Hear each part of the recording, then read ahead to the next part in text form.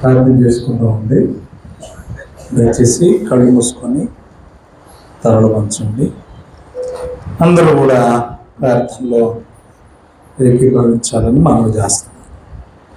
ప్రేమపూర్ణుడా మా కన్న తండ్రి, గడిచిన గత కాలం అంతా ఈ అపారమైన ప్రేమ చేత, ఉచితమైన కృప ద్వారా మమ్మల్ని కాపాడి సంరక్షించి పోషించి సజీవులుగా ఉంచిన విధానం కొరకే కృతజ్ఞతలైన ఈ విజ్ఞాపన కూడికలు అల్పురమైన నన్నును జ్ఞాపకం చేసుకుని మిమ్మల్ని ఆరాధించడానికి మాకు ఇచ్చిన సమయం కొరకే కృతజ్ఞతలు.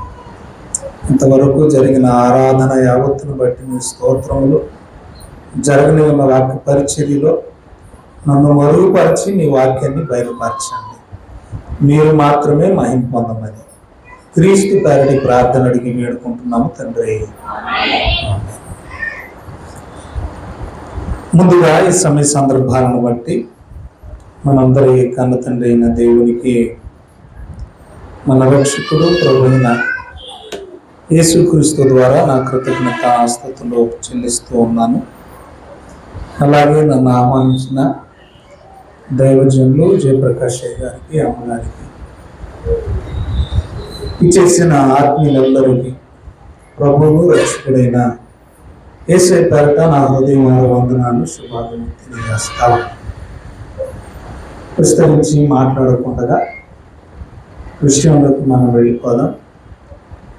వీలైతే వాక్యానికి ఇబ్బందికరంగా ఉన్న మీ మొబైల్స్ అన్నీ కూడా ఫ్లైట్ మోడ్లో పెట్టేయండి. నేను ఆల్రెడీ ఫ్లైట్ మోడ్లో పెట్టేశాను. ఎందుకంటే వాక్యం కంటే సెల్ ఫోను గొప్పదేమి కాదు. కాబట్టి జాగ్రత్తగా వాక్యం వినండి. రాసుకునే పిల్లలు రాసుకోండి. వాక్యం విన్న తరువాత మీకు ఏమైనా సందేహం ఉంటే ముఖాముఖిగా నన్ను అడగవచ్చు. ఇక వాక్యం నేర్చుకున్నా జాగ్రత్త. ఈ మధ్యకాలంలో మన తరంలో డిబేట్లు చాలా జరుగుతున్నాయి. అంటే మరి ఇంతకుముందు జరగలేదా గారంటే జరిగి ఉండొచ్చు, కానీ ఈ మాధ్యమాలు లేకపోవడం వల్ల మన పూర్వ దినాల్లో మనకు అంతగా తెలియలేదు. ఎప్పుడైతే ఈ మాధ్యమాలు వచ్చాయో ఎక్కడెక్కడ ఏం జరుగుతుందో వెంటనే మనకి తెలిసిపోతుంది. కాబట్టి క్రైస్తవ లోకం గురించి నేను మాట్లాడుతున్నాను, అన్యుల గురించి మనకు అవసరం లేదు. క్రైస్తవుల్లో చర్చా వేదికలు, డిబేట్లు అనేవి ఎక్కువ జరుగుతాయి. ఇక్కడ ఒక ఇంత బాధాకరమైన విషయం ఏంటంటే, ఒక అన్యుడికి ఒక క్రైస్తవుడికి చర్చా వేదిక జరుగుతుంది అంటే పర్వాలేదు, ఆలోచించవచ్చు. కానీ ఒకే బైబిల్ పట్టుకుని 66 పుస్తకాలు కలిగిన ఒకే బైబిల్ పట్టుకున్న బోధకులు, ఒకే విషయం పట్ల అవగాహన లేని బోధకులు, ఇద్దరు క్రైస్తవులు దెబ్బలాడుకుంటుంటే అన్యులు నవ్వుకుంటున్నారు. ఇక్కడ కూర్చున్నది ఎవరంటే ఇద్దరు పాస్టర్లే. వాళ్ళిద్దరూ బైబిల్ పట్టుకున్నారు, వారిద్దరూ వాక్యమే బోధిస్తున్నారు. కానీ ఆ వాక్యం పట్ల ఏ అభిప్రాయం లేదు. ఇప్పుడు అన్యుడు చూసేవాడు ఏమనుకుంటాడు, వీరే మీకు మీకే సమాధానం లేదు, మీకు మీకే వాక్యం పట్ల సరైన అవగాహన ఐక్యత లేదు. స్టేజీలు ఎక్కి ఏంటి మీరు దులిపేసేది దుమ్ము, స్టేజీలు ఎక్కి ఏంటి మీరు బదలు కొట్టేసేది బలలు, సితక బాగేస్తూ ఉంటారు, సితక ప్రసంగం చేస్తూ ఉంటారు. ఎవరికి చెప్తారా, ముందు మీది మీరు కడుక్కోండి, తర్వాత మాది కడుగుతురు కానీ అంటున్నారు. దానికి మన దగ్గర సమాధానం లేదు. చూడండి, స్కూళ్ళు వేరే, స్కూళ్ళు వేరు వేరు స్కూళ్ళు ఉంటాయి. కరపలో హై స్కూల్ ఉంటుంది గవర్నమెంట్ది, రాజనగరంలో కూడా గవర్నమెంట్ హై స్కూల్ ఉంటుంది, ఉప్పాడలో కూడా గవర్నమెంట్ హై స్కూల్ ఉంటుంది. వేరు వేరు ప్రాంతాల్లో ఉన్న లెక్కల మాస్టర్లు వేరువేరుగా ఉన్నా లెక్కల మాస్టర్లు బోధించే పద్ధతి వేరువేరుగా ఉన్నా ఒక్కొక్కడు ఒక్కొక్క పద్ధతిలో చెప్తారు కదా, కానీ శేషం మాత్రం ఆన్సర్ మాత్రం ఒకటే వస్తుంది, రావాలి. లేకపోతే స్టూడెంట్ ఎగ్జామ్లో ఫెయిల్ అయిపోతాడు. నేను ఎందుకు ఈ మాట మీకు చెబుతున్నానంటే, లోక సంబంధమైన విద్యను బోధించే మాస్టర్లే లెక్క ఎలా చెప్పినా కూడా ఆన్సర్ దగ్గరకు వచ్చేసరికి ఒకటిగానే ఉన్నారు. కానీ బైబిల్ పట్టుకున్న బోధకులు నువ్వు ఏ రకంగా బోధ చేసినా ఆన్సర్ మాత్రం ఒకటే రావాలి. ఆ ఆన్సర్ ఏంటంటే దైవత్వం. ఆన్సర్ పేరేంటి చెప్పండి? దైవత్వం. మనం ఏ ప్రసంగం చేసినా ఆ ప్రసంగం దైవత్వానికి వ్యతిరేకంగా ఉండకూడదు. దీన్ని ఇంగ్లీష్లో డిగ్నిటీ అన్నారు. మనం మాట్లాడుకునే మాటలు, మనం చేసే బోధలు, మనం చేసే ప్రసంగాలు దైవత్వానికి సరిపోతున్నాయా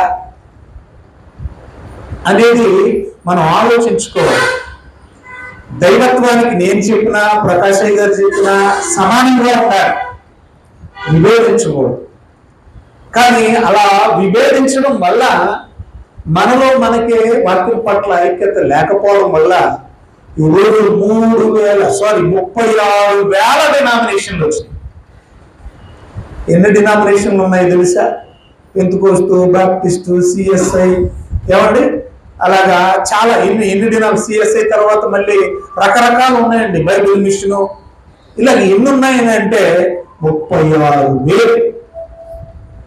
ఎందుకు ఇన్ని డినామినేషన్లు వచ్చాయి? ఒకే బైబిల్ కదా అని అంటే వాక్యం పట్ల అవగాహన లేక ఒక్కొక్కరు ఒక్కొక్క సిద్ధాంతాన్ని బలపరుచుకొని ఆ సిద్ధాంతాల మీద కట్టబడిన సంఘాలు.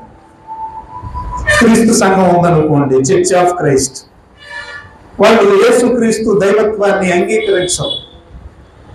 వాళ్ళు స్త్రీలని సంఘంలో పాటలు పాడనీరు, ప్రార్థన చేయనీరు, వాక్యం చెప్పనివ్వరు, సాక్ష్యం చెప్పనివ్వరు, చప్పట్లు కొట్టనివ్వరు, వాద్యాలు వాయించనివ్వరు. అదొక రకం. ఇలాగా ఒక్కొక్కరు ఒక్కొక్క సిద్ధాంతం మీద కట్టబడ్డారు. ఒకరికొకరు పొంతన లేదు. సరే, ఎంత మీరేం చెప్పడానికి వచ్చారండి పాస్టర్ గారు అనే సందేహం మీలో ఉండొచ్చు. బైబిల్లో అలాంటి కాంట్రవర్సీ రకరకాలుగా బోధకులు వివేదించే ఒక అంశాన్ని మీ ముందు పెట్టి నేను త్వరగా ముగిస్తాను. దయచేసి అందరం బైబిల్ ఓపెన్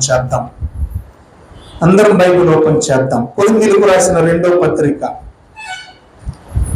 12వ అధ్యాయం 7వ వచనం నుండి జాగ్రత్తగా ఉందాం. కొరింథీయులకు రాసిన 2వ పత్రిక 12వ అధ్యాయం 7వ వచనం నుండి చదువుదాం. పౌలు గారు మాట్లాడుతూ ఉన్నారు. నాకు కలిగిన ప్రత్యక్షతలు బహు విశేషముగా ఉన్నందున నేను అత్యధికముగా హెచ్చిపోకుండా నిమిత్తము నాకు శరీరములో ఒక ముళ్ళు, నేను అత్యధికముగా హెచ్చిపోకుండా నిమిత్తము నన్ను నలుగగొట్టుటకు సాతాను యొక్క దూతగా ఉంచబడి అది నా యొద్ద నుండి తొలగిపోవాలని దాని విషయమై ముమ్మారు ప్రభువుని వేడుకుంటుంది. అందుకు ప్రభు అన్నాడట, నా కృప నీకు చాలు, బలహీనత యందు నా శక్తి పరిపూర్ణమగుచున్నదని ఆయన నాతో చెప్పెను. కాగా క్రీస్తు శక్తి నా మీద నిలిచియుండు నిమిత్తము విశేషముగా బలహీనతల యందే బహు సంతోషముగా అతిశయపడుదును. నేను ఇప్పుడు 3 వచనాలు చదివా. 7వ వచనము, 8వ వచనము, 9వ వచనం. ఈరోజు మన ఈ సమావేశానికి మూలం ఏంటి? దేవుని యొద్ద మన విన్నపాలు, మన విజ్ఞాపనలు, మన ప్రార్థనలు తెలియజేయడం కోసం. అలాంటి ఒక మంచి అంశాన్ని ఇప్పుడు మనం ఆలోచిస్తా ఉన్నాం. పౌలు గారు కూడా ప్రభువు దగ్గర విజ్ఞాపన చేయడానికి వచ్చారు. వినాలి జాగ్రత్తగా. ఎవరు వచ్చారు? పౌలు గారు. మొదటి వచనం అనగా 7వ వచనంలో తనలో ఉన్న కంప్లైంట్ చెబుతున్నాడు. తనలో ఉన్న సమస్య ఏంటి అనేది చెబుతున్నాడు. 2వ వచనం అనగా 8వ వచనంలో ఆ సమస్యను తీసేయచ్చు కదా అని విజ్ఞాపన చేస్తున్నాడు. రెండవ వచనంలో ఏం చేస్తున్నాడు? నాలో ఉన్న సమస్యను తీసేయచ్చు కదా అని విజ్ఞాపన చేస్తున్నాడు. మూడవ వచనంలో దేవుడు అంటున్నాడు, ఒరే సమస్యను తీసేయమంటున్నావా? తీసేస్తే కుదరదు బాయ్, అది నీకు అనడం మంచిదే అన్నాడు. దేవుడు ఏమన్నాడు? సమస్యను తీసేయమని ముమ్మాడు వేడుకుంటే సమస్య తీసేయడం మంచిది కాదురా, కుదరదురా, ఆ సమస్య నీకు ఉండడం మంచిదేరా, నా కృప నీకు చాలు అన్నాడు. నా ప్రసంగం అయిపోయింది. వెళ్ళిపోదామా? ప్రసంగం అయిపోయింది, వెళ్ళిపోదామా? ఈ 3 వచనాల సారం మనకు తెలియదు. 7వ వచనంలో నేను అత్యధికముగా హెచ్చిపోకుండా నిమిత్తం నా శరీరంలో దేవుడే ఒక ముళ్ళెట్టాడంట. బాగా వినాలి. నా శరీరంలో నా శారీరకమైన సమస్యను గుచ్చడానికి, లేకపోతే శరీరంతో సమస్యను పెట్టడానికి నా శరీరంలోనే దేవుడు ఒక ముళ్ళును ఉంచాడు. ఇప్పుడు దీనికోసం ఒక టైటిల్ పెట్టేశారు. అదేంటంటే పౌలు శరీరంలో ఉన్న ముళ్ళేంటి? ఏంటి మన అంశం ఏంటి ఈరోజు? పౌలు శరీరంలో ఉన్న ముళ్ళేంటి? దీనికోసం ఒక పెద్ద ఆయన గొప్ప ప్రసంగికుడు ఆయన శరీరంలో ఉన్న ముళ్ళు ఏదో కాదు, బలహీనత అన్నాడు. ప్రసంగం అంత గంట సేపు ఓదగొట్టేమన్నారు? శరీరంలో బలహీనతలు అన్నాడు. మరొక ఆయన ఏమన్నాడంటే, ఆయన కూడా పెద్ద ప్రసంగికుడు, ఏది కాదండి రోగము అన్నాడు. ఏంటంట? రోగము అన్నాడు. మరొక ఆయన ఏం చేశాడంటే ఏకంగా పాటలో రాశాడు. ఏమని రాశాడు? ఆయన కూడా పెద్ద ఆయన ఏమని రాశాడంటే, పౌలు నందు ఉన్న ముళ్ళు పాపమే కాదు, నీతి కిరీటం పాపికి దక్కేది కాదు. అంటే ఈయనేమని తేల్చేశాడు? నేను ఎవరిని విమర్శించడం లేదండి, ఉన్న విషయం చెప్తున్నా. నేను ఇక్కడ నిలబడింది ఆన్లైన్లో క్రిటిసైజ్ చేయడానికి కాదు, ఉన్న విషయం చెప్పడానికి, నీకు తెలిసినవే నీ ముందుకు అడుగుతున్నా. అంటే పౌరు శరీరంలో ఉన్న ముళ్ళు పాపం కాదు తేల్చేశాడు. మరి ఏంటంటే పాపం అయితే ఆ పాపికి నీతి కిరీటం దక్కేది కాదు కదా అని ఇలాగా రకరకాలుగా ప్రసంగాలు చేశారు. ఇప్పుడు రై గారు ఆయన శరీరంలో ఉన్న ముళ్ళు రావు అనేసి ప్రసంగం చేశారు. అమ్మగారు ఆయన శరీరంలో ఉన్న ముళ్ళు బలహీనతలో ప్రసంగం చేశారు. నేను ఆయన శరీరంలో ఉన్న పాపం కాదని ప్రసంగం చేశాను. ఇప్పుడు మీరేం చేయాలా? మా 3 ప్రసంగాలు విన్నారు, మీరేం చేస్తారు? మా 3 ప్రసంగాలు వినేశారు. మీరు ఏం తెలుసుకోవాలి? ఒకళ్ళేమో రోగమనే, ఒకళ్ళేమో బలహీనతలనే, మరొకరేమో పాపం కాదు. 3 చెప్పింది బైబిల్ పట్టుకునే. ఇప్పుడు మీరు ఏది కరెక్ట్ అని డిసైడ్ చేసుకోవాలి. సంఘాలు విశ్వాసులు గలిబిలవుతున్నారు. ఎందుకే? మాదేముందండి, ఇక్కడికి వచ్చి ఏదో నాకు అనిపించిన 4 మాటలు నేను చెప్పి వెళ్ళిపోతే తర్వాత మీ ఆత్మకు ఉత్తరవాదులు ఎవరు? నేనే, మీరు కూడా. అందుకని అంటారు 4:24 మార్కు సువార్త, మీరు ఏది నిలుచున్నారో జాగ్రత్తగా చూసుకోండి. వినండి, చెప్పిన ప్రతీది వినండి, కానీ ఇది ఆన్సర్కి, దైవత్వానికి దగ్గరగా ఉందా లేదా అని మాత్రం ఆలోచించండి. మీ అయ్యగారు మీకు దగ్గరగా ఉంటారు కాబట్టి ఆయన చెప్పిన ప్రతీది నిజమనిపిస్తారు. నేను మా సంఘానికి దగ్గరగా ఉంటాను కాబట్టి నా మీద ఉన్న అభిమానంతో నేను చెప్పిందల్లా నిజమే అని నమ్మేస్తారు. ఒకవేళ మీరు ఎవరైనా నేను చెప్పింది తప్పని చెప్పినా మా విశ్వాసం నమ్మరు. ఎందుకంటే బుద్ధిగా నా మీద వాళ్ళకున్న అభిమానం. సేవకుల్ని అభిమానించండి, ప్రేమించండి, కానీ వాక్య విషయంలో మాత్రం కాంప్రమైజ్ కావద్దు.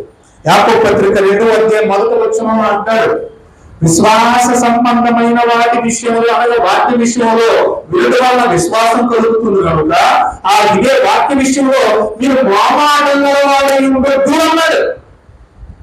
అయ్యి బాబాయ్ అయ్యగారు తప్పు చెప్పారని ఆయన దగ్గరికి వెళ్ళి చెబితే ఆయన ఫీల్ అవుతాడేమో అన్న మామాటం ఉండొద్దంట. వాటి విషయంలో మామాటం ఉండొద్దు. ఒకవేళ నేను తప్పు చెబితే మీకు నిజం తెలిస్తే నన్ను తిట్టండి, తప్పే ఉంది. ఇక్కడ ఎవరికెవరు గొప్ప? దేవుడికి మనం అందరం సమానమే, మనం అందరం పిల్లలమే. మనం ముఖ్యంగా చేయవలసింది ఏంటంటే ఒకరినొకరు దిద్దుకోవాలి. అది చాలా ఇంపార్టెంట్. ఈరోజు సేవకుల మీద ఉన్న అభిమానంతో, సేవకుల మీద ఉన్న ప్రేమతో వాక్యం తప్పు చెప్పినా కూడా మా గారు తప్పు చెప్పడండి, బైబిల్లోనైనా తప్పు ఉండదంట. కానీ ఇది ఎక్కడ కూడా మీరు అలాంటి భయంకరమైన విశ్వాసులుగా ఉండొద్దని నేను అందిస్తాను. విషయంలోకి వెళ్ళదు. పౌలు గారు అంటూ ఉన్నారు, నాకు విశేషమైన ప్రత్యక్షతలు ఉన్నాయి. బైబిల్లో పాత నిబంధనలు ఎంతో మంది ప్రవక్తలు ఉన్నారు, కొత్త నిబంధనలో అపోస్తలులు ఉన్నారు, ఎంతో మంది భక్తులు ఉన్నారు. అయినా వారందరికంటే నాకు విశేషంగా దేవుడు ప్రత్యక్షతలు, రెవల్యూషన్ అనుగ్రహించాడు, దర్శనాలు ఇచ్చాడు, పనిభారం పెట్టాడు. ఈ ప్రత్యక్షతల వల్ల నేను హెచ్చిపోకుండా, అతిశయపడి హెచ్చిపోకుండా నిమిత్తం దేవుడు ఏం చేశాడంటే నా శరీరంలో ఒక ముళ్ళు పెట్టాడు. బాగా వినాలి, ఇక నుంచి చాలా జాగ్రత్తగా వినాలి. శరీరంలో ఏం పెట్టాడు? ముళ్ళు ఏం చేస్తుంది? గుచ్చితే ఏమొస్తుంది? బాధ వస్తుంది. వింటున్నారు కదా? అంటే బాధను కలిగించేది ఏంటి? ముళ్ళు, అంతే కదా? నలిగిపోతాం మనం. ఒక్కోసారి చూడండి, ఈ వర్షాకాలం బాగా తడిచి మనం చాలలోకి గట్ల మీద జనాల మీద వెళ్తూ ఉంటాం. ఎక్కడైనా ముళ్ళు దిగింది అనుకోండి, ఏమంటే బాగా తడిసి ఉంటాయి కదా, పాదాలు మెత్తగా తక్కువని వెళ్ళిపోద్ది. ఎక్కడ ఇరిగిపోద్దో తెలియదు. పిలిస్తూ మనం తీస్తూ ఉంటాం, పైన తొక్క వచ్చేస్తూ ఉంటుంది, కానీ ముళ్ళు ఎక్కడుందో కనబడదు. అప్పుడు మనం నలిగిపోతూ ఉంటాం కదా. అంటే ముళ్ళు సమస్య. ఇప్పుడు మనకు బాధ కలిగించే ముళ్ళు ఎలా మారింది? సమస్యగా మారింది. అంటే ముళ్ళు మనల్ని నలపడుతుంది. అర్థమవుతుంది మీకు? ముళ్ళు ఏం చేస్తుంది మనల్ని? అప్పుడప్పుడు మనం కూడా అంటూ ఉంటాం, ఏటోనండి బాబు, ఒకటి పోయేసరికి ఒకటి ఇంట్లో సమస్యలు నలిగిపోతున్నామండి. సమస్య ఏం చేస్తుందట? అలా పుట్టేస్తుంది. రైట్. ఇప్పుడు ఈ సమస్య వల్ల నలిగిపోతున్న పౌలు గారు అంటున్నాడు, అయ్యా ఈ సమస్యను అనగా బాధను కలిగించే ఈ ముళ్ళును నా యొద్ద నుంచి తీసేయమని ముమ్మారు ప్రార్థన చేశాడు, విజ్ఞాపన చేశాడు. అప్పుడు దేవుడు ఏమన్నాడు? మనం కూడా అలాగే కదా ప్రార్థన చేస్తాం. బహుశా ఇప్పటి వరకు మీరు ఇలాంటి ప్రార్థనే చేసి ఉంటారు. ఏమని? ఆరోగ్యం బాగోలేదు, అది మనకి సమస్య, అది తీసేయమని ప్రార్థన. అప్పులు ఉన్నాయి, అది మనకి సమస్య, తీసేయమని ప్రార్థన. కుటుంబంలో రకరకాల సమస్యలు ఉన్నాయి, బిడ్డలతో కానివ్వండి, లేదంటే కుమార్తె, కుమారుడు, కోడలు, అల్లుడు, మనవరాళ్ళు, మనవళ్ళు, అది ఏ రకమైన సమస్య కావచ్చు, అది సమస్య. మనం దాన్ని ఏమంటామంటే పౌరులాగే మనం కూడా ఎంతవరకు విజ్ఞాపన చేసి ఏమని, అయ్యా దాన్ని తీసేయండి నాయన. అప్పుడు దేవుడు ఏమంటున్నాడు? ముళ్ళు మంచిదే. ఏది యాడ్లా ఉంటుంది కదా, ఇది టీవీలో అవుతా ఉంటుంది, మయాన మధ్యలో ఏమన్నా తెలుసా? మనకు మంచిదే. తెగుడు ఉందిగా, ఏముందిగా? తెగుడు ఉండగా. తగినట్టు తెలుసా? సరుకు మరక మంచిదే. ఎందుకని? బాధ ఎందుకు? టైడ్ ఉందిగా. అలాగే దేవుడు ఏమంటున్నాడంట? ముళ్ళు మంచిది, అలా వచ్చరా? తీసేమని మనం అంటున్నాం, దేవుడు ఏమంటున్నాడు? వద్దు, దీనికి ఉండడం. ఇట్లాంటి దేవుడు మనకి ఎందుకండి? అసలు మనం వచ్చాగా మన సమస్యలు తీసేసుకోవడానికి ఆయన దగ్గరకు వచ్చారు. ఆయన దగ్గరకు వచ్చి ముమ్మారు అడిగాడట, సమస్య తీసే బాబుయా అన్నట్టు. ఆయన అన్నాడు, కొంచెం మంచిదే అంటున్నాడట. అవసరమా ఈ దేవుడు మనకి? అదేగా మలాగున్నది. బాగా ఆలోచించు. అసలు ఈ ముళ్ళు గొడవ ఏంటి ముందు తీసేద్దాం. ముళ్ళు సమస్య, ముళ్ళు గొడవ ఏంటనేది, అసలు ఈ ముళ్ళు ఏంటో ముందు మనం చూద్దాం బైబిల్లో. అక్కడే చూడండి దయచేసి, అందరు బైబిల్ చూద్దాం. ఏదో వచ్చిన మళ్ళీ చూద్దాం. ఆన్సర్ దిశగా మనం ప్రయాణం చేస్తున్నాం. నాకు కలిగిన ప్రత్యక్షతలు బహు విశేషముగా ఉన్నందున నేను అత్యధికముగా ఇచ్చిపోకుండా నిమిత్తము నా శరీరములో ఒక ముళ్ళు అని, నేను అత్యధికముగా ఇచ్చిపోకుండా నిమిత్తం నన్ను నలగొట్టుటకు. నన్ను ముళ్ళు ఏం చేస్తుంది? నలగొట్టేస్తుంది. సమస్య వల్ల మనం ఏమవుతాం? నలిగిపోతాం. ఇప్పుడు నన్ను నలగొట్టుటకు, ఆ ముళ్ళేంటి అక్కడ రాశారు చూడండి. నన్ను నలగొట్టుటకు సాతాను యొక్క దూతగా ఉంచబడి. ఏమన్నాడు? సాతాను యొక్క దూతగా ఉంచబడి. మళ్ళీ చూడాలి, జాగ్రత్తగా చూడాలి మీరు బైబిల్. నేను చెప్పింది వినొద్దు. ఎక్కడో పాపం ఉప్పాడు నుంచి, రాజారాం నుంచి అయ్యగారు వచ్చారు, పెద్దయ్య గారు వచ్చారు, దేవసహాయం అయ్యగారు వచ్చారు, కాబట్టి ఆయన మాట వినాలని నా మాట వినకండి. అలాగే స్థానికంగా ఉండాలని మీ అయ్యగారి మాట వినకండి. దేవుడి మాట వినండి. బైబిల్ ఏముందో చూడండి. మా మాట వినకండి. మేము చెప్పేది వినండి. అది వాక్యానుసారంగా ఉందో లేదో బైబిల్ చూడండి. ఎందుకంటే వాక్యమే మనల్ని రక్షించేది. మనల్ని రక్షించేది అంటే వాక్యం. అందుకని యాకోబు పత్రిక 1:21 రాస్తాడు, అందుచేత సమస్త కల్మషమును విడవీయుచున్న దుష్టత్వమును మాని లోపల నాటబడి మీ ఆత్మలను రక్షించుటకు శక్తి గల వాక్యము. మిమ్మల్ని రక్షించేది ఏంటి? పాస్టర్ గారు కాదు, మరేంటి? వాక్యం. దేవుని స్తోత్రం కలుగును కాదు.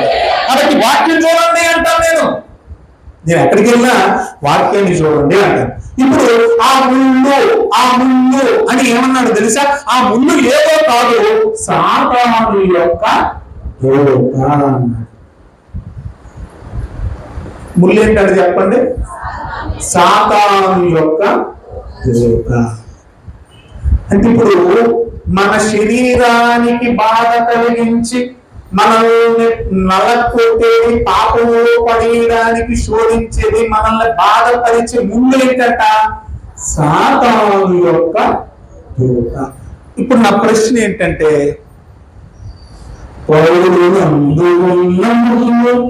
పాపమే కాదు, నీతికి కిరీటం పాపికి దక్కేది కాదు అని ఒకవేళ మనం అనుకుంటే, ఆయనలో ఉన్నది పాపం కాదు అనుకుంటే, సాతాను దూత అన్నాడు కదా, ఇక్కడే చూడాలి ఆన్సర్.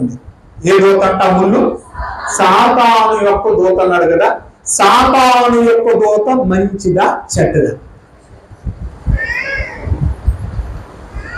చెప్పండి అమ్మా. సాతాను మంచిదే చెడ్డదా? దూతలు 2 రకాలు ఉన్నాయి, మంచి ఉన్నాయి, చెడ్డ. మంచి దూతలు ఏవి? ప్రభు దూతలు. అర్థమవుతుందా? సాతాను దూతలు కూడా దేవదూతలే. అసలు సాతానే ఒక దేవదూత.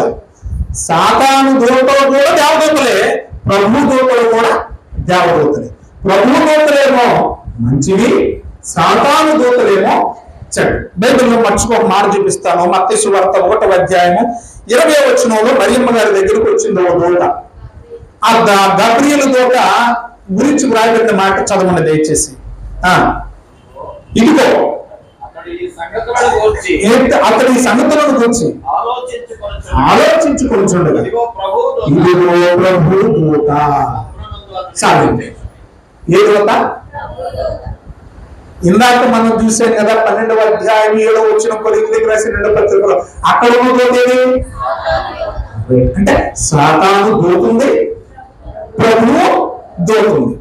ప్రభువు దూత మంచిది, పాప సంబంధమైనది కాదు.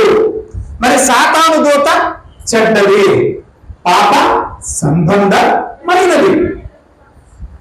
ఇప్పుడు ఈ శరీరాన్ని గుచ్చేది పాప సంబంధమైనదా కాదా? మాట్లాడండి. పాప మరి పౌరు శరీరాన్ని నలగొట్టేది, బాధపరిచేది పాపమా కాదా? మరి పాపమే కాదని పాట రాశారు. ఇప్పుడు మళ్ళా మీకు ఏమని చెప్తారంటే ఇక్కడే, పాపమైతే పాపికి నీతి కిరీటం దక్కేది. మరి ఇంకేంటమ్మా ఇక్కడ ఏదో మిమ్మల్ని ఎరకాటం పెట్టేసేదే. మరి పాప సంబంధమైనది పాపమే, సాతాను దోతే అని బైబిల్లో ఉంది. మరి వీళ్ళేం చెప్తారు, పాపమైతే పాపికి నీతి కిరీటం దక్కదు కదా. దానికి ఏం సమాధానం చెప్తావు? లాక్ చేశారు, లాక్ చేశాను, చూసావా దొరికిపోయారు, ఓడిపోయారు అంటారు. ఇంకొక మాట మళ్ళీ దీనికి కౌంటర్ గా ఏమంటావు తెలుసా? పాపమైతే ఆ దేవుడు ఏమన్నాడు, మంచిదే మరక, మంచిదే ఉంచంటాడా? పాపాన్ని ఉంచుకోమంటాడా దేవుడు? మరి ఉంచుకోమన్నాడు. అదేటమ్మా 9వ వచనంలో ఏం చేశాడు? ఇందాక చదువుకున్నాం కదా, ఉంచు ఉంచు దాన్ని ఉండనిమ్మన్నాడు కదా. పాపాన్ని ఉండనిమ్మని ఆయన దేవుడు అవుతాడా? మరి ఇది ఎలాగా? ఇది దైవత్వానికి సరిపోవట్లేదు. ఏమంటారు? ఇది దైవత్వానికి, పాపమే అనేది దైవత్వానికి సరిపోవట్లేదు అంటారు. అర్థం చేసుకోవడానికి చేతగాక ఇలాంటి కుంటు ప్రశ్నలు వేస్తారు. దైవత్వానికి 100కి 1000% సరిపోద్ది. దాని నుంచి ఏ పర్వాలేదు, దాన్ని ఉంచు అంటున్నాడంటే అది దైవత్వానికి 100కి 1000% సరిపోద్ది. ఎలాగో ఇప్పుడు చెప్తాను, జాగ్రత్తగా మీరు ముందుగా. సాధారణంగా వేసే ప్రశ్నలు, సేవకులు మేము చాలా చోట్లకు వెళతా ఉంటాం కాబట్టి మాకు ఎదురయ్యే ప్రశ్నలు విశ్వాసం. ఏమండి అయ్యారు, అసలు సాతాన్ని కలిగించింది దేవుడే కదండి వినాలి. సాతాన్ని కలిగించింది ఎవరు? దేవుడు కదండి. అసలు ఆ సాతానే లేకపోతే ఏదైనా తోటలోకి వచ్చేది? అసలు ఏదైనా తోటలోకే రాకపోతే అవ్వాదాముడు పండు మీద పాపం చేసేవాళ్ళే. అంటే దీని అంతటికి పాపానికి మూలం ఎవరు? సాతాను. సాతానే లేకపోతే అసలు పాపమే చేసే పరిస్థితి లేదు. మరి దేవుడు ఆ సాతాన్నే లేకుండా చేయొచ్చుగా. వింటున్నారా? దేవుడు ఏం చేయొచ్చుగా? సాతాన్నే లేకుండా చేసేస్తే మనం పాపమే చెయ్యంగా. ఆ సాతాను వల్లే జల ప్రవాహంలో అంతమంది చనిపోయారు. ఆ సాతాను వల్లే కయ్యూను హేబేలుని చంపేశాడు. ఆ సాతాను వల్లే సొదొమ గొమొర్రా నాశనం అయిపోయింది. ఆ సాతాను వల్లే 12 మందిలో ఒకరిగా ఎంచబడ్డ ఇస్కరియోతు యోధా కూడా చచ్చిపోయాడు, ప్రేరణకు లోనైపోయి. అసలు ఆ సాతాను అనే సమస్య లేకుండా చేస్తే మనం పాపం చేసేవాళ్ళం కాదు. చెప్పాలి, దేవుడికి అవమానం తెచ్చేవాళ్ళమే. మనం పాపమే చేయకపోతే అసలు యేసు లోకానికి రావాల్సిన అవసరమే లేదు, శిలువ మీద మరణించవలసిన అవసరమే. ఎందుకంటే దాన్ని తీసేయచ్చు కదా. దీన్ని సాతాను అనే ముళ్ళు, ఏమండి సాతాను అనే ముళ్ళును తీసేస్తే ఈ సమస్యే ఉండదు కదా. అసలు ఏదైనా తోటలోకి సాతాను పంపించింది ఎవరు? దేవుడు కాదా? దేవుడి దగ్గరికి సాతాను పంపించింది ఎవరు? దేవుడు కాదా? దేవుడి పర్మిషన్ లేకుండా సాతాను ఎక్కడికైనా కాలు గడప దాటుద్దా? దేవుడి సెలవు లేకుండా సాతాను ఎక్కడికైనా కదలగలదా? దేవుడి పర్మిషన్ లేకుండా సాతాను ఏమీ. ఇప్పుడు సాతాన్ని మన దగ్గరికి పంపించి ముందుగా మనల్ని బాధ పెట్టేది, పాపం చేయడానికి ప్రేరేపించేది, మనను గుచ్చేది, శరీర సంబంధమైన సమస్యలు కలుగు చేసేది సాతాను అయితే కలుగు చేయడానికి పంపించేది ఎవరు? దేవుడు. మనం ఏమైనా ప్రార్థన చేస్తున్నాం, అయ్యా నాకు శోధనలు రాకుండా, సమస్యలు రాకుండా, ఇరుకులు రాకుండా, ఇబ్బందులు లేకుండా, కష్టాలు లేకుండా నన్ను కాపాడయ్యా అని మనం అంటుంటే విజ్ఞాపన చేస్తుంటే ఆయన ఏమంటాడు? అది నీకు ఉండటం మంచిదేరా అంటున్నాడు. ఏమన్నా బాగుందా? దేవుడా నువ్వు అసలు అసలు ఇలాగ అనొచ్చు నువ్వు అని ఏమంటావు? మళ్ళీ దేవుడికే ప్రశ్న, దేవుడా అసలు మనిషిని నాశనం చేసే, మనిషిని బాధ పెట్టే, మనిషిని హింసలకు, శ్రమలకు, బాధలకు గురి చేసే ఆ శాపాన్ని, పాపిష్టి సంబంధమైన దాన్ని తీసేస్తే గొడవ లేకుండా పోద్ది కదా. ఇది ఎలా ఉంటుందంటే, మామూలుగా జనరల్గా మనం మాట్లాడుకున్నాడు, ఒరే స్టేట్లో రన్నింగ్లో నేను ఫస్ట్ రా, ఏది మన స్టేట్లో నేను రన్నింగ్లో ఫస్ట్ రా, ఇదిగో నా పక్క నేను లేకపోతే నేనే ఫస్ట్. ఏమన్నా అర్థమైంది మీకు? రన్నింగ్ రేసులో నేను ఫస్ట్, ఎప్పుడు నా పక్కనేనా? అసలు ఏం లేకపోతే అది రన్నింగ్ ఎలాగవుద్ది? అవుద్దా? ఉన్నది నువ్వు అక్కడే ఫస్ట్, సెకండ్, థర్డ్ ఎలా తెలిసింది? అసలు గెలిచేవాడుగా ఓడిపోయేవాడు ఎలా తెలిసింది? ఏమ్మా పక్కన ఒక ఆయన ఉండాలి కదా. మరి సమస్యను తీసేయమంటే ఆయన తీసేయండి, నేనే ఫస్ట్ పెట్టాలా? ఎరా ఎందుకు అలా తాగుతున్నావు, నీ ఆరోగ్యం పాడైపోతున్నారా అంటే ఆడేమంటాడంటే, మందు షాపులు ఉన్నాయి కాబట్టి నేను అంటాడు. అంటే ఆ షాపులు లేకపోతే నేను తాగుతూనే కాదు, మందు షాపులు ఉన్నాయి కాబట్టి నేను ఏమేను అంటే బాగుందా?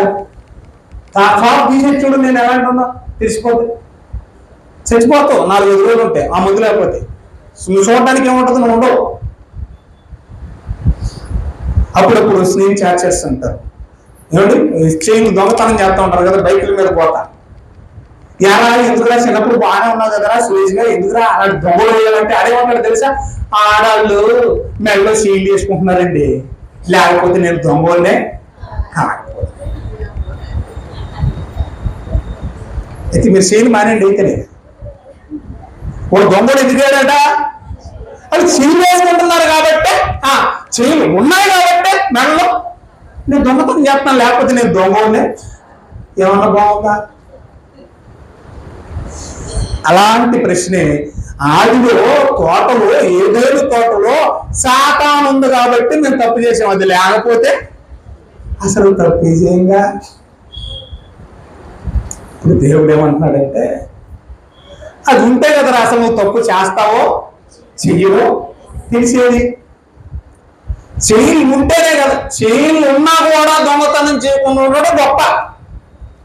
మందు షాపులు ఉన్నా కూడా నువ్వు మందు తాగకుండా ఉండడం గొప్ప. పక్కన 10 మంది రన్నింగ్ రేసులో ఉన్నా కూడా నువ్వు గెలవడం గొప్ప. అది లేకపోతే నేనే గెలుపునట్టు ఎలా ఉంటుంది?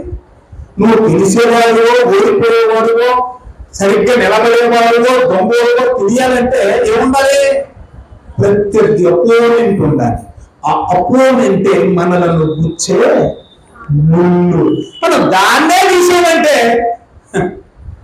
దాన్నే తీసేస్తే నువ్వు భక్తుడువో భక్తిహీనుడో ఎలా తెలుస్తుంది?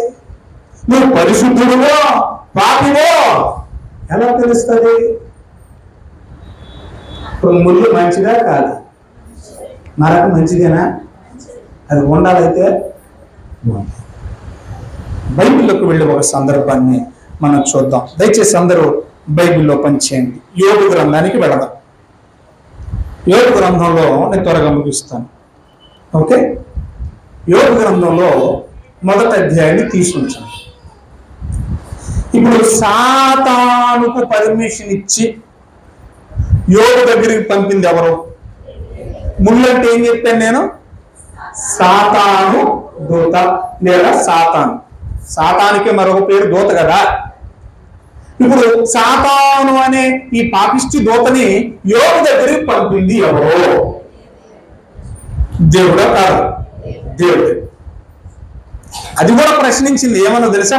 ఒక్కసారి తన చుట్టూన్న కంచెను తీసే, నీ ఓడి భక్తి అంటూ నేను నిరూపించాను. నువ్వు కాపాడుతున్నావు కాబట్టి వాడు భక్తిగా ఉన్నాడు. ఆ కంచి తీసేస్తే నేను కొన్ని ముళ్ళులు గుచ్చుతా. ఈ ముళ్ళులు గుచ్చిన తర్వాత కూడా వాడు భక్తిని కాపాడుకుంటే నీ బిడ్డ, లేకపోతే నా బిడ్డ. అప్పుడు పర్మిషన్ ఇచ్చాడు. ఇచ్చిన తర్వాత అది మొట్టమొదటిగా గుచ్చింది, ముళ్ళు గుచ్చింది ఎక్కడో తెలుసా? తన పిల్లల మీద. గాలి వచ్చేసింది, విందు జరుపుకుంటున్న తన బిడ్డల ఇంటిని కొట్టింది. పిల్లలందరూ కూడా ఒకే రోజు చచ్చిపోయారు. ఈ ముళ్ళు ఎంత బాధ చెప్పండి. ఒకే రోజు. మొన్న మా నాన్నగారు కాలం చేశాడండి. మా ఇంట్లో ఇప్పటి వరకు విషాదం లేదు. మొట్టమొదటి చావు. నేను అన్ని ఏమంటారు బరియల్ కార్యక్రమాలు చాలా మంది చచ్చిపోతే సమాధి చేసి వచ్చాను. నా చేత్తోనే తండ్రి యొక్కయు కుమారుని యొక్కయు పరిశుద్ధాత్మ నామంలో ఆమెనని బరియలు చేసి వచ్చాను, సమాధి చేసి వచ్చాను. కానీ ఇప్పుడు నా ఇంట్లో ఉన్న నా తండ్రి పార్థివ దేహం మీదే మట్టేసానంటే అనుభవం నా దాకా వచ్చింది.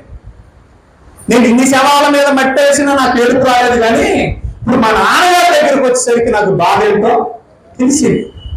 అలాగే సాతాను వాడు తన పిల్లల్ని ఒక్కసారిగా చంపేశాడంటే బాధ కాదు చెప్పండి. బాధ అంతటితో ఆగల. వెంటనే తనకున్న పశువులను పక్షాదులను ఏం చేశాడు? చంపేశాడు. బాధ కాదు, బాధ అంతటితో వదల. ఇప్పుడు వచ్చి తన శరీరం మీదే ముళ్ళు గుచ్చాడు. ఎక్కడ ముళ్ళు? కురుపులు వచ్చేట ఏం చేశాడు? శరీరానికి ముళ్ళు గుచ్చాడు. అలా గుచ్చితే ఉద్దేశం ఏంటంటే ఎలాగైనా సరే దేవుణ్ణి దూషించి పాపం చెయ్యాలి. అందుకే కదా వాడు ఆవిడ కూడా అనేసింది. ఏమన్నది? దేవుణ్ణి దూషించి మరణం అయిపోవచ్చుగా. బుద్ధిహీనులా మాట్లాడుతున్నాడు. మీకే ఏదైనా బాధ, సమస్య ఏదైనా గుచ్చితే అప్పుడు దేవుడు వదిలేస్తామా? బాగా చూస్తేనే దేవుడా, బాగోలేకపోతే దేవుడు కదా. నీకు అన్ని సక్రమంగా జరిగితేనే దేవుడా. సమస్యలు వస్తే దేవుడు రాకుండా పోతాడా? మనోళ్ళు ఎంత భయంకరమైన డైలాగ్ వేస్తారంటే, మా ఊళ్ళో ఒక ఆవిడ ఉందిలేండి, ఇంకా ఆ పెంట అంతా చెప్పక్కర్లేదండి. ఆవిడకి ఏదో సమస్య వచ్చిందని అసలు దేవుడు అనేవాడే ఉంటే ఏంటట? మరి కృతజ్ఞత కూడుకులు ఎట్టేసావు, దేవుడు లేకుండా ఎట్టేసావా? దేవుడు పెళ్లి చేసావు, మీ పిల్లలకి దేవుడు లేకుండానే చేసావా? సమస్య వచ్చేసరికి మనం ఏమంటాం తెలుసా? అసలు దేవుడు అనేవాడే. మనం అలా ఉండదు. యోగ అలా లేదు. ఇది భార్య ప్రేరేపించినా కూడా అద్భుతమైన మాట. 1వ అధ్యాయం అందరూ బైబిల్లో కొంచెండి. యోగ గ్రంథం 1వ అధ్యాయం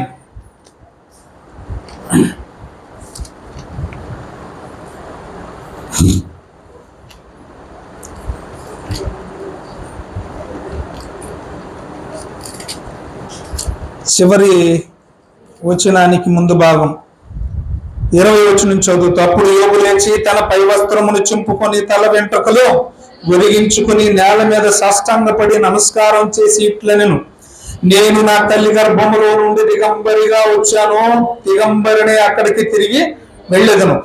యెహోవా ఇచ్చాను. నాకు పిల్లల్ని ఎవరిచ్చారు? నాకు గాడిదలు పశు సంపద ఎవరిచ్చారు?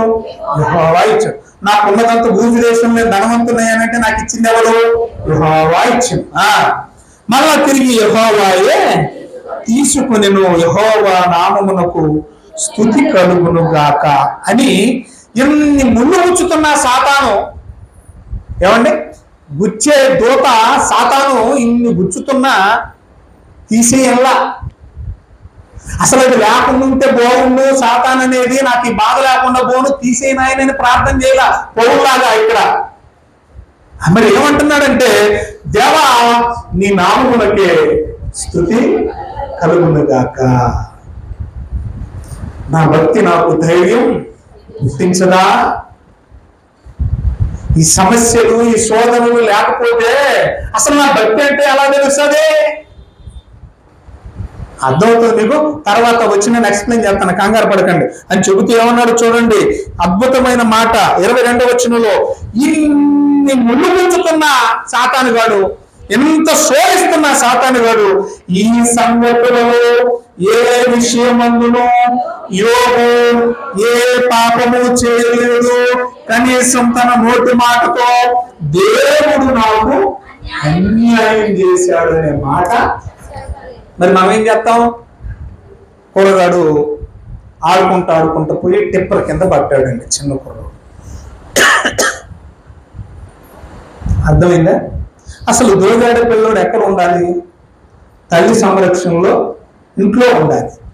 ఇప్పుడు రోడ్డు మీద సితికిపోయాడంటే లోపం ఎవరిది? వైఫల్యం ఎక్కడ జరిగింది? తల్లి సరిగ్గా పట్టించుకోలేదు. ఇప్పుడు ఇదే తల్లి రోడ్డు మీదకి వెళ్ళి ఆ సితికిపోయిన శవం దగ్గర ఏడుతుంది అన్నమాట. ఏమని ఏడుస్తుంది? దేవుడా, నా కొడుకే దొరికాడా నీకు? మరి పక్కింటి కొడుకైతే పర్వాలేదా నీకు? ఏమని ఏడుస్తాం దేవుడి మీద పడి? నా కొడుకే దొరికాడా నీకు? ఎంత దేవుడు నాకు అన్యం చేశాడు. నువ్వు ఒక్కరికే ఎలాగంటే మరి 10 మంది పిల్లలు, యోగుకి 10 మంది ఒకేసారి చచ్చిపోయారు. యోగు కనీసం ఓటి మాటతో ఉన్న దేవుడు నాకు అన్యాయం చేశాడు అన్నాడా? ఆ మాట అంటే చాలు పాపం చేసిన వాడు వెళ్ళిపోతాడు యోగు. అలాగే పాపం చేయించడానికే పాప సంబంధమైన సాతాను దూత రోజు మనల్ని ఏం చేస్తా ఉంటది? రోజు మనల్ని గుచ్చుతానే ఉంటది. మనం గొచ్చని అని ప్రార్థన చేయాలి తప్ప గుచ్చేదాన్ని తీసేయని ప్రార్థన చేయకూడదు. అది గుచ్చితేనే కదా తెలిసేది మనకి. మనలో ఉన్న భక్తి బయటపడేది, మనలో ఉన్న విశ్వాసం బయటపడేది, మనలో ఉన్న యథార్థత నీతి బయటపడేది ఎప్పుడు అది ఉంటేనే కదా. అది లేకపోతే నేను మంచోడిని అంటే ఎంతవరకు కరెక్ట్? అందుకే వెంటనే అన్నాడు దేవుడు, ఇప్పుడు సాతాను దూత మనల్ని శోధించడం మంచిదా కాదా? మాట్లాడాలి. అసలు ఆ సాతాను దూతే మనల్ని శోధించకపోతే అసలు మనం మంచోడమో చెడ్డోడమో ఏం తెలుస్తుంది? యేసు ప్రభువు కూడా గెత్సేమనేలో ప్రార్థన చేశాడు.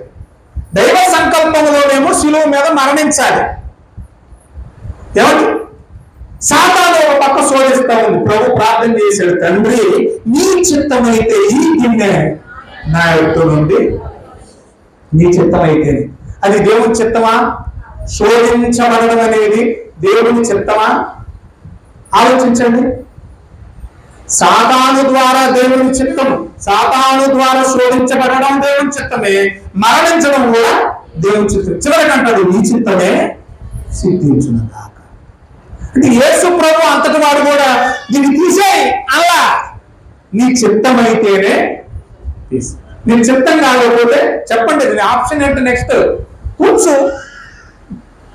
నీ చిత్తమైతే తీసే, చిత్తం కాకపోతే ఉంచు. ఉంచాడా? తీసేశాడు. యేసు ప్రభు విషయం ఉంచాడు, భరించాడు, సహించాడు మన రక్షకుడు మన ప్రభు. ఇప్పుడు ఈ ముళ్ళు ఉంచడం మంచిదా కాదా? ఉంచింది దేవుడా కాదా? అది ఉంచకపోతే మనం మంచివాళ్ళో చెడ్డలో మనకు తెలిసేదా? అందుకన్నాడు ప్రభుత్వం దాన్ని ఉండనీరా. పాయింట్ ఏంటంటే ఇక్కడ ఆ సాతాను అనేది ఉండడం మంచిదే, కానీ బాగా వినాలి పాయింట్ మీరు, దాని పనులు మనం చేయకూడదు. బ్రాండీ షాప్ ఉంది కానీ మనం తాకూడదు. స్త్రీలు పురుషులు ఉన్నారని విచారం చేసేస్తావా? కానీ మనం చెయ్యి వేసుకున్నారని దొంగతనం చేసేస్తావా? అది ఉండాలి. అది ఉంటేనే నువ్వు దొంగోడువో మంచూరువో తెలిసేది. అది ఉంటేనే నువ్వు తాగుబోతువో మంచూరువో తెలిసేది. అందుకన్నాడు ప్రభు ఏమన్నాడు తెలుసా? దాన్ని ఉంచు, దాన్ని ఉండదు. అది ఉంటేనే కదా నువ్వేంటో నాకు తెలిసేది. నిన్ను పరీక్షించడానికి, నీ బుద్ధి ఏంటో తెలుసుకోవడానికి దేవుడే దాన్ని ఉంచమన్నాడు, ఉంచాడు. మనం ఏం చేస్తున్నాం? నా బుద్ధి తర్వాత సంగతి కానీ ముందు దాన్ని తీసి, అది లేకపోతే నేను మంచిగానే. ఎంత బుద్ధిహీనంగా మాట్లాడుతున్నాం. అది లేకపోతే మంచోడిని అంటున్నావు. అది ఉంటేనే నీ మంచితనాన్ని నిరూపించుకోవాలి. అది లేనప్పుడు నువ్వు మంచోడు చెడ్డోడు ఏం తెలుస్తుంది? అది లేనప్పుడు మనం ఏం తెలుస్తుందండి? ఇప్పుడు యేసు వచ్చేసి ఏమండి పోతిపరు వారి అక్కడ లేకుండా ఉంటే నా అంత పరిశుద్ధులు లేదండి అనేది కుదురుదా? అక్కడ ఉన్న వాళ్ళు పాపం చేయకుండా నిలబడ్డావు చూసావా? అది ఈ పవిత్రతకు నిదర్శనం. పవిత్రతను కాపాడుకున్నాడు ఒక యవ్వనస్తుడైన యోసేపు.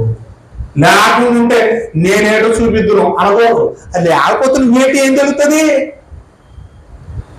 అందుకని దేవుడు ఏమన్నాడంటే, దాన్ని ఉంచింది నేనేనైనా, అది ఉండడం మంచిదినైనా, అది ఉన్నా కూడా దాని జోలికి మనం వెళ్ళకూడదునైనా. అలా వెళ్ళకుండా ఉండడానికి నిన్ను గుర్చే సమస్య ముందు సాతాను దూత కంటే గొప్పది నీలో ఉందనాయనా, అది గుర్తించు చాలు అన్నాడు. యోహాను మొదటి పత్రికలు కూడా అంటాడు కదా, లోకములో ఉన్న వాణి కంటే నీలో ఉన్న దేవుడు గొప్పవాడు. లోకంలో ఉన్న సమస్య కంటే నేను ఇచ్చేది గొప్పదే. అర్థమవుతుంది మీకు? ఇప్పుడు గొప్పది, గొప్ప హీనత, ఘనహీనమైన దాన్ని గెలవగలదు. బాగా వినాలి పాయింట్. బలహీనమైన దాన్ని బలమైన ఏం చేయగలదు? గెలవదు. ఇప్పుడు నేను బలంగా ఉన్నాను, అయ్యగారు బలహీనంగా ఉన్నారు, ఆయన నేను పట్టాలంటే నాకు బలం ఎక్కువ, ఆయన బలహీనుడు. అలాగే ఈ సమస్యలు అనేవి బలహీనమైనవి. సాతాను మీకు పెట్టే సమస్యలు చాలా బలహీనమైనవి. దాన్ని జయించడానికి నా దగ్గర ఉన్నది బలమైనది. ఏంటంటే నా కృప నీకు. దేవుని స్తోత్రం కలుగుతుంది. నీ సమస్యలన్నింటినీ గెలవగలిగిన శక్తి దేనికి ఉంది? కృపకుంది. నీ కృప నిత్యానందము, నీ కృప నిత్య జీవము, నీ కృప వివరింప నా తరమ యేసయ్యా.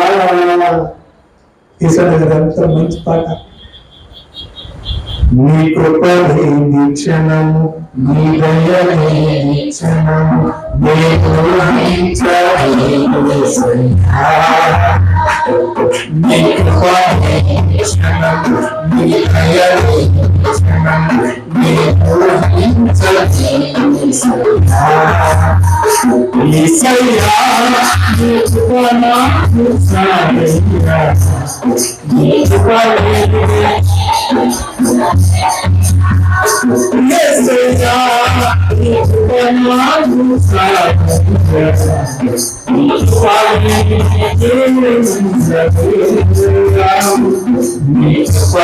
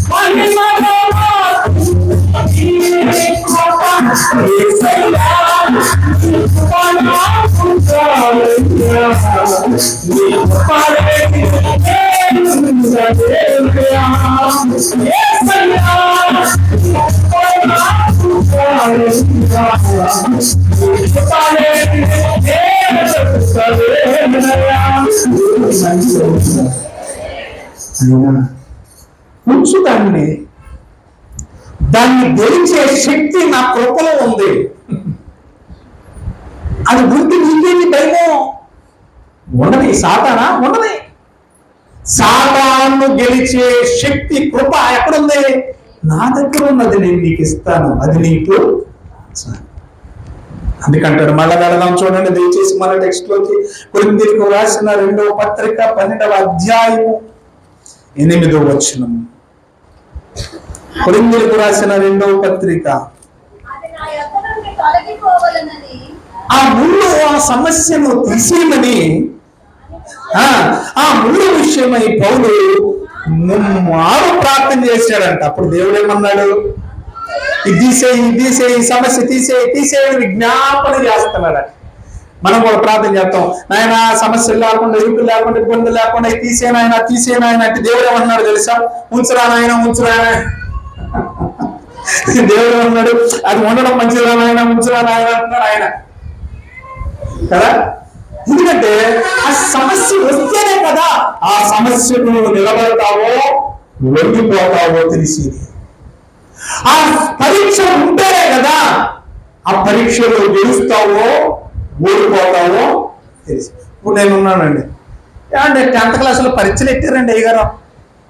ఏమెట్టారు 10th క్లాసులో? పరీక్షలు ఎట్టారండి. పరీక్షలు లేకపోతే నేనే స్టేట్ ఫస్ట్ అండి. పరీక్ష లేకుండా నువ్వు ఫస్టో సెకండో థర్డ్ ఎలా తెలుస్తుంది?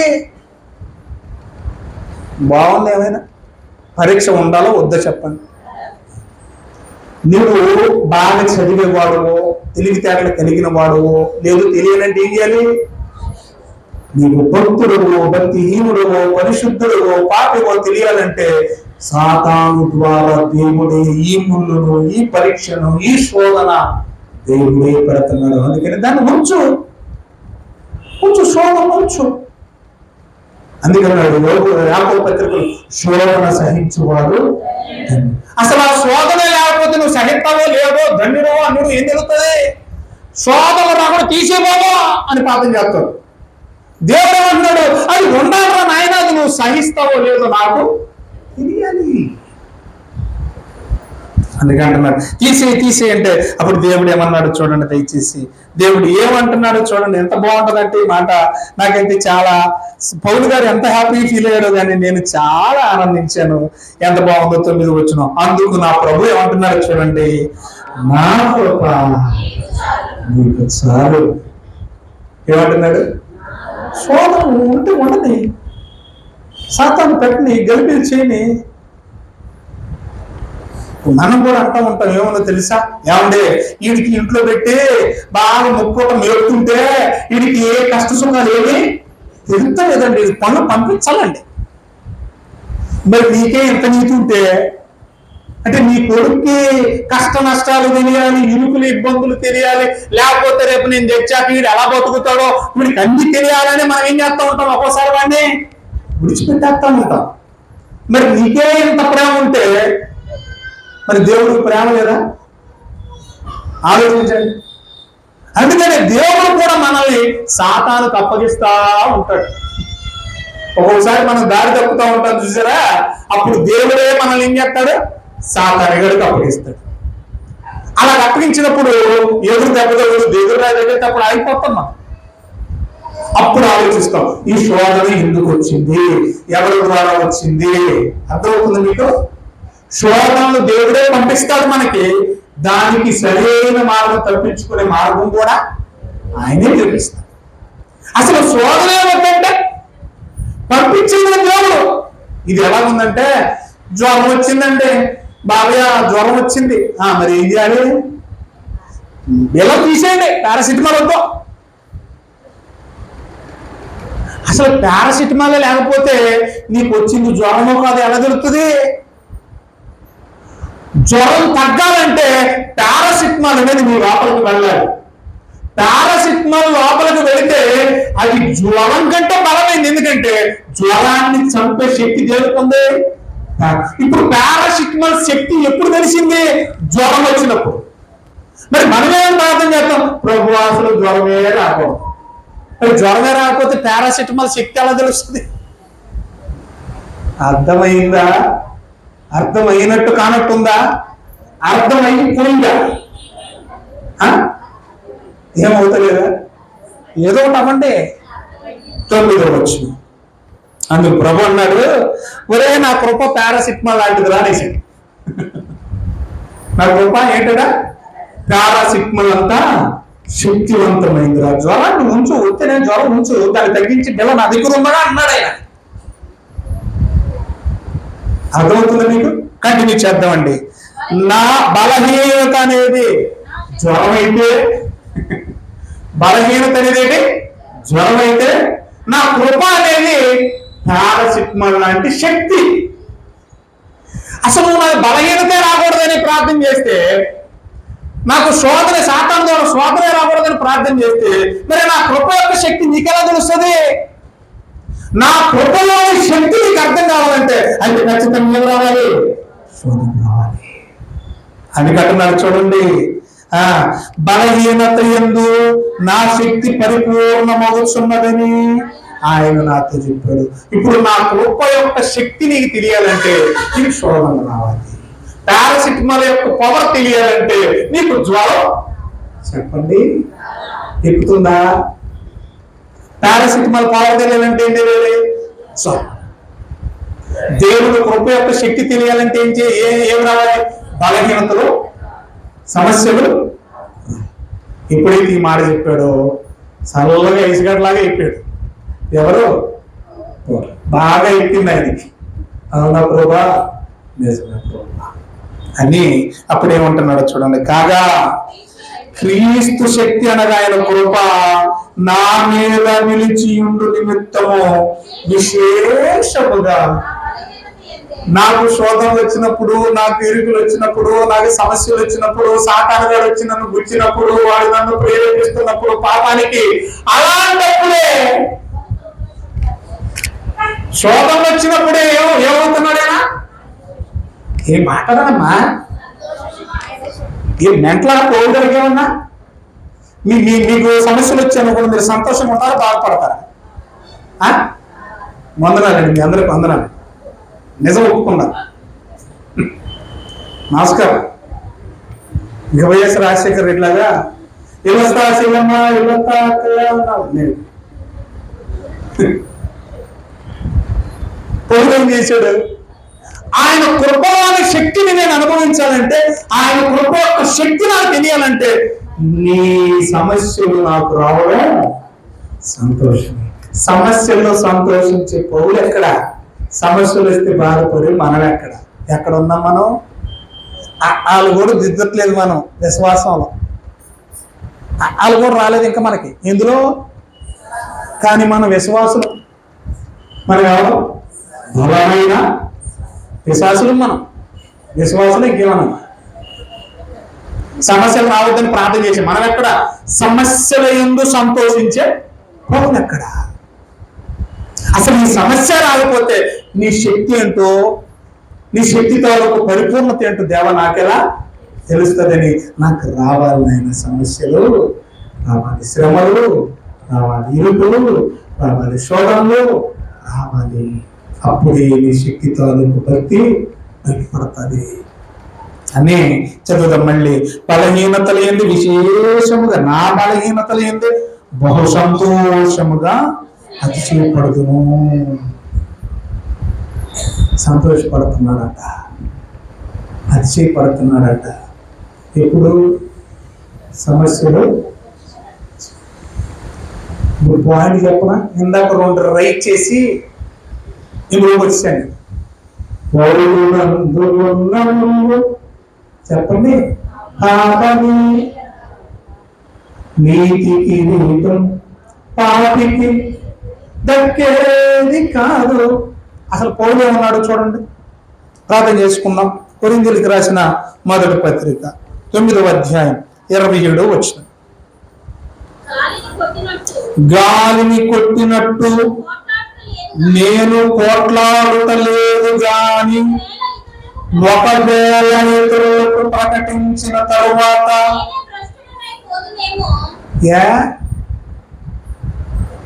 ఏ భయం ఎందుకు?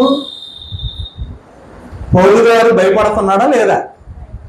ఇతరులకు ప్రకటించి నేనే భ్రష్టున్నాయి.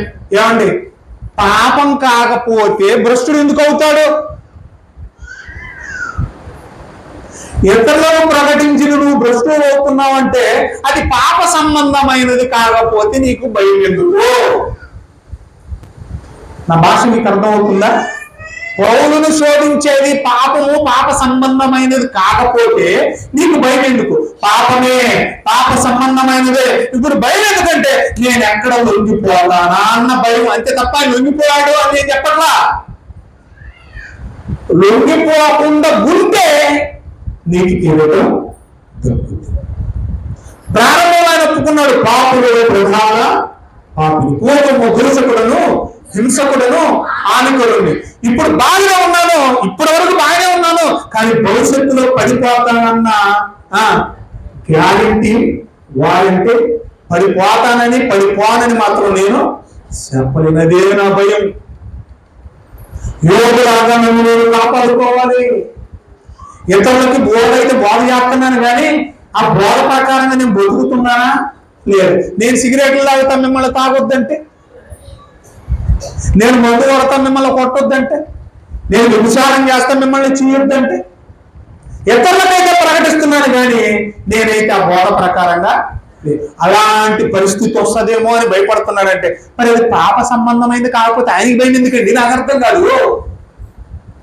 అందుకన్నాడు, ఇతరులకు ప్రకటించిన తరువాత నేనే భ్రష్టుడనై పోదునేమో అని నా శరీరమును నలుగగొట్టి దాన్ని లోపరుచుకొనుచున్నాను అన్నాడు. వాటికి రావాలి, ముగింపుకి వచ్చాం. ఇప్పుడు ఇక్కడేమంటున్నాడు పౌలు గారు? నా శరీరాన్ని నలగొట్టి దాన్ని నేను పాపం చేయకుండా వాక్యానికి లోపరుచుకుంటాను అంటున్నాడు. ఇప్పుడు 2 నలగొట్టి చూసాం. ఒకటి 12వ అధ్యాయం 2వ పత్రిక, కొరింథీయులకు రాసిన 2వ పత్రిక 12:7లో నా శరీరాన్ని నలగొట్టే పాపం. ఆ దూత ఏంటది? సాతాను దూత. ఇప్పుడు అది ఏం చేయడానికి నలగొడుతుంది? పాపం క్షమించడానికి, చేయడానికి. బాగా వినాలి. ఆ ముళ్ళు ఏం చేస్తుంది? సాతాను ముళ్ళు పాపం చేయించడానికి శరీరాన్ని ఏం చేస్తుంది? గుచ్చుతుంది, నలగొడుతుంది. అయితే పౌలు ఏం చేస్తున్నాడు తెలుసా? పాపం చేయకుండా ఉండడానికి అదే శరీరాన్ని నలగొట్టుకుంటున్నాడు. వింటున్నారా? ఒక పక్క పాపం చేయించడానికేమో సాతాను నలగొడుతుంటే, పాపం చేయకుండా ఉండడానికి పౌలు గారు తన శరీరాన్ని ఏం చేస్తున్నాడు? దేంతో నలగొట్టుకుంటున్నాడు? సుత్తితో. దేంతో చెప్పండి? సుత్తితో నలగొట్టుకుంటున్నాడు. ఏంటా సుత్తే? ఇందు మూలంగా మరక మంచిదే. ఎందుకంటే మరకను తొలగించే టైడ్ ఉందిగా, మరకను తొలగించే టైడ్ ఉందిగా. అలాగే సమస్యలు, శోధనలు ఇవన్నీ మన మంచికే, మన భక్తిని, మన విశ్వాసాన్ని, మనల్ని దైవత్వంలోనికి పరిపూర్ణ దిశగా తీసుకెళ్ళడానికే దేవుడు అది మనలో ఉంచుతున్నాడు, మన మధ్య ఉంచుతున్నాడు. దాన్నే తీసేయమంటే ఆయన కృప తాలూకు శక్తి తెలుస్తుంది మనకి.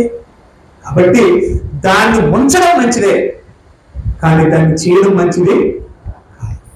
ఇప్పుడు దేవుడు మళ్ళీ పాయింట్ స్టార్టింగ్ లో మనం ఉంచమంటున్నాడంటే, పాపాన్ని ఉంచమనేవాడు దేవుడు అవుతాడా? ఎస్. పాపం మీ మధ్య ఉండడం మంచిదే, కానీ పాపం చేయమనేవాడు దేవుడు. అది ఉన్నా చెయ్యకుండా ఉండడం గొప్ప. అది ఉంటేనే కదా నువ్వు చేస్తావో చేయవో తెలిసేది. పరీక్ష కొరకు దాన్ని పెట్టాడు దేవుడు, దీన్ని చెయ్యమని కాదు. అర్థమవుతుందా? అలా చేయకుండా ఉండాలని దేవుడు కోరుకుంటున్నాడు. నేను పరిశుద్ధుని కనుక మీరు పరిశుద్ధులై ఉండాలి. మీరు పరిశుద్ధులై ఉండాలంటే అది ఎలా నిరూపించబడాలి? వాలో నీలో తెలియాలంటే ఏం చేయాలి? ఏం చేస్తారు? మీ గేదెలు పాడుతున్నాయా? ఎక్కలేదు.